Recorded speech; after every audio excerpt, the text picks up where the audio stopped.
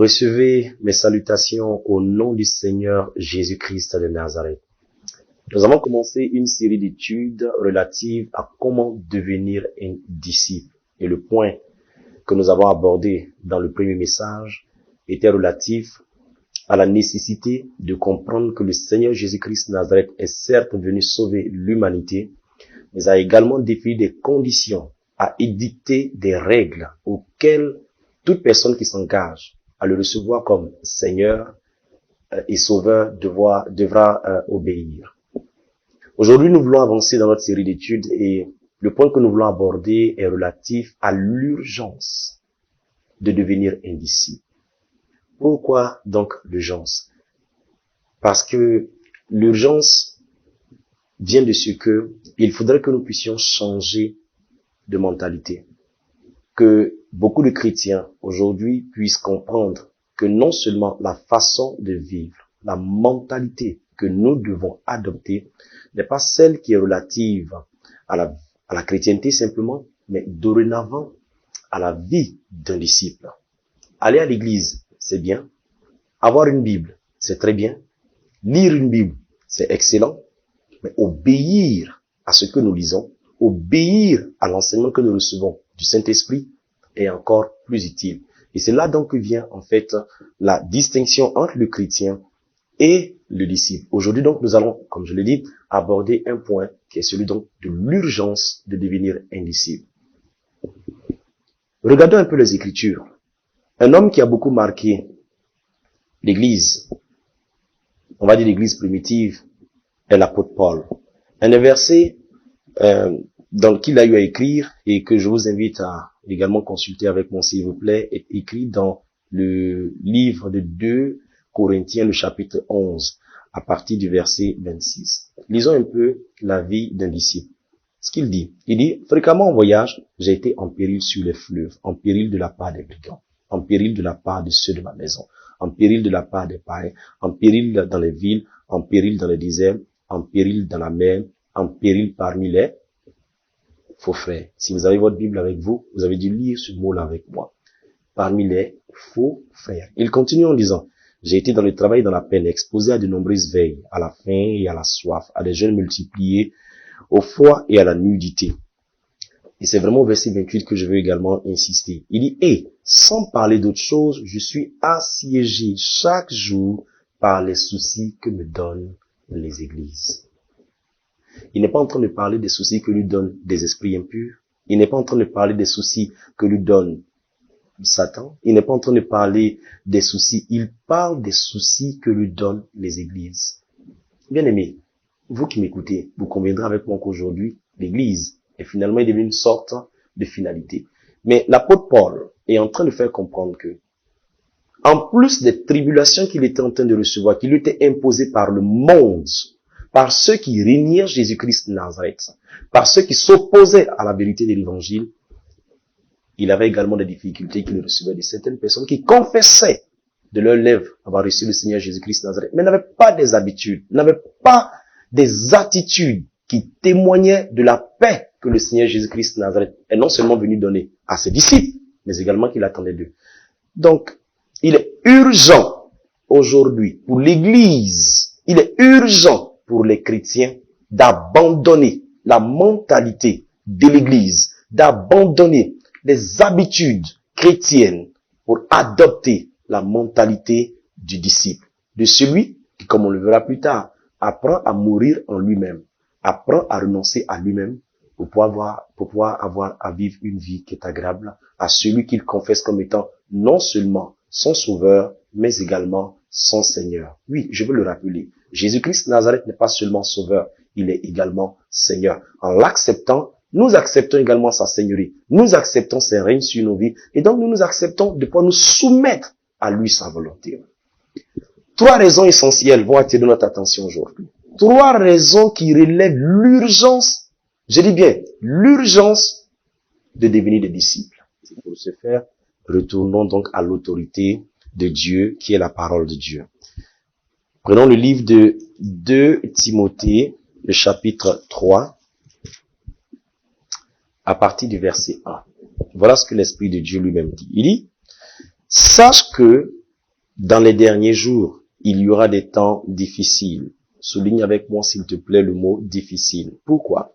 Car les hommes seront égoïstes, amis de l'argent, fanfarons, hautains, blasphémateurs, rebelles à leurs parents, ingrats, irréligieux, insensibles, déloyaux, calomniateurs, intempérants, cruels, ennemis des gens de bien, traîtres, emportés, enflés d'orgueil, aimant le plaisir plus que Dieu. Au verset 5, ayant l'apparence de la piété, mais reniant ce qui en fait la force.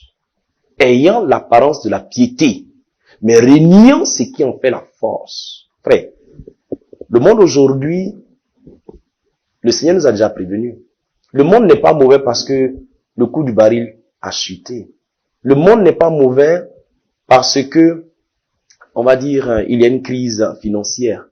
Le monde est mauvais parce que l'homme rejette son créateur. Le monde est mauvais parce que l'homme rejette la solution que lui propose son créateur dans la personne de Jésus-Christ de Nazareth. C'est exactement le cœur de l'homme qui nous est décrit ici. C'est exactement la pensée, les attitudes et les comportements de l'homme que le Saint-Esprit avait pris soin de pouvoir nous annoncer. Les jours dans lesquels toi et moi nous vivons sont mauvais. Ils ne sont pas mauvais parce que certaines personnes sont au chômage. Ces jours ne sont pas mauvais parce que les gens ne sont pas mariés. Ces jours sont mauvais parce que l'homme a un cœur qui rejette l'amour de Dieu.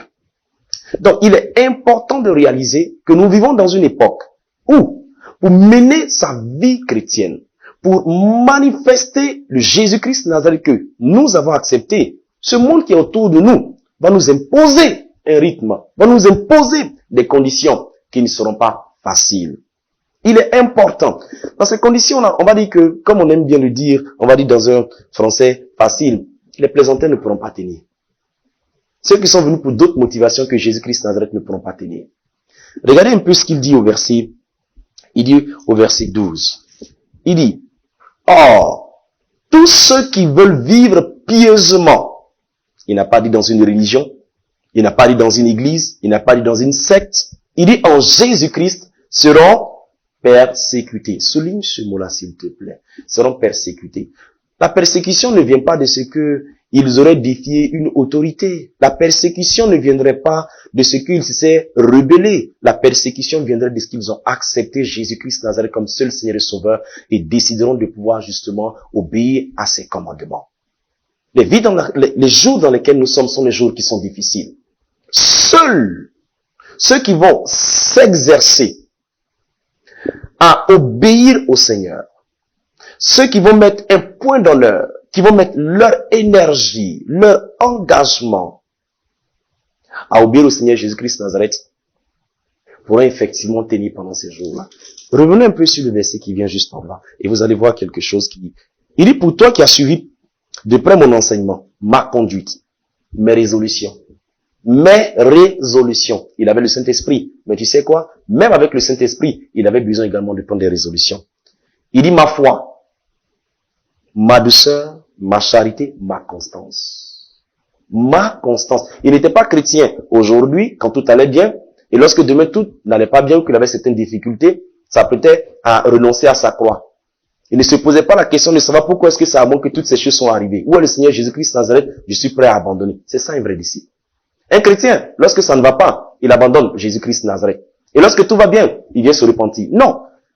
Un disciple est prêt à mourir. Parce que le Seigneur lui a invité en lui disant que celui qui veut me suivre, qu'il prenne chaque jour sa croix. À la croix, Jésus n'allait pas faire un anniversaire. À la croix, Jésus n'allait pas faire un selfie. À la croix, Jésus partait mourir. C'est une invitation à le suivre à la mort de notre âme. Il continue en disant au verset 11, il dit mes persécutions, il dit mes souffrances. À quelle souffrance n'ai-je pas été exposé à Antioche, à Icône, à Lystre? Quelle persécution n'ai-je pas supporté? Mais regardez ce qu'il dit au verset qui vient juste après. Il dit le Seigneur m'a délivré de toutes. Le Seigneur sait délivrer ceux qui comptent sur lui. Le Seigneur sait délivrer ceux qui espèrent en lui. La Bible déclare dans le livre de Psaume chapitre 33 que le regard de l'Éternel est sur ceux qui craignent son nom pour arracher leur âme à la mort et les faire vivre au milieu de la famille. J'insiste. C'est vrai qu'il a la grâce, c'est vrai qu'il a la bénédiction, mais Jésus-Christ Nazareth également attend de nous que nous puissions obéir à des principes qu'il a eu à définir, afin de pouvoir également bénéficier de l'alliance qu'il est venu établir avec l'humanité. Donc, tous ceux qui veulent vivre en Jésus-Christ de Nazareth vont être persécutés. Les jours dans lesquels les jours qui viennent encore devant seront encore plus difficiles. Faut pas qu'on puisse se leurrer. Les jours qui viendront devant seront encore plus difficiles. Quels sont ceux qui pourront tenir? Il a donné la réponse en disant, à celui qui persévérera jusqu'à la fin. C'est une question de persévérance. C'est une question de détermination. C'est une question d'engagement. Et pour ça, mon frère, je vais te dire une chose. Il va falloir que tu prennes une décision. Il va falloir, ma sœur, que tu puisses prendre une décision. Et aujourd'hui, je veux justement t'y inviter. En insistant sur l'urgence. N'attends pas demain. N'attends pas après-demain. Tu sais ce que le Seigneur attend de toi. Il t'a déjà parlé. Lorsque tu es seul que tu entends de réfléchir, tu reçois les pensées du Seigneur. Il te rappelle certains versets de sa parole. Il t'alerte au travers des prédications. Et certainement, pendant que tu entends écouter ce message, tu te sens coupable. Le ministère du Saint-Esprit dans ton cœur te fait comprendre que ces paroles que tu entends sont vraies. Ne les mets pas à demain. La Bible déclare, n'endurcissez pas votre cœur. N'endurcis pas ton cœur. Change de mentalité. Réalise que c'est maintenant. Que tu dois laisser tous les codes chrétiens. Que tu dois laisser tous les codes de la religion pour adopter les codes que Jésus-Christ Nazareth a définis. Ceux d'un disciple. Allons-y ensemble, s'il vous plaît, dans le livre de Matthieu, le chapitre 24, le verset 5 à 8. Matthieu, le chapitre 24. J'aime bien le dire, ne se trouve pas. Le livre de Matthieu n'est pas dans l'Ancien Testament, il est dans le Nouveau Testament. Matthieu, le chapitre 24, le verset 5 au verset 8. Et si tu as trouvé la référence avant moi, je vais te demander de bien vouloir la lire avec moi. Le verset 5 à 8. Je souhaiterais même commencer à partir du verset 3. Il s'assit sur la montagne des Oliviers. Et les disciples vinrent en particulier lui faire cette question. Dis-nous, quand cela arrivera-t-il? Et quel sera le signe de ton avènement et de la fin du monde? La réponse du Seigneur est la suivante. Jésus leur répondit, prenez garde que personne ne vous séduise. Prenez garde que personne ne vous séduise. Le Seigneur est en train de faire comprendre à ses disciples qu'ils étaient équipés afin de pouvoir persévérer, afin de pouvoir tenir. Parce que les jours qui allaient venir allaient être des jours qui allaient être difficiles, allaient être des jours qui allaient être durs, comme il a déjà dit dans le verset que nous venons de lire. Oui, prenez garde, tu dois prendre garde, je dois prendre garde, nous devrons prendre garde. La responsabilité de prendre garde pèse sur nous. La responsabilité de veiller sur notre relation avec le Seigneur pèse sur nous. Elle ne pèse pas sur un pasteur, elle ne pèse pas sur une communauté, elle pèse sur toi et moi. Il dit, car plusieurs viendront en mon nom disant, c'est moi qui suis le Christ, et ils séduiront beaucoup de gens. Verset 6, vous entendez parler de guerre et de bruit de guerre.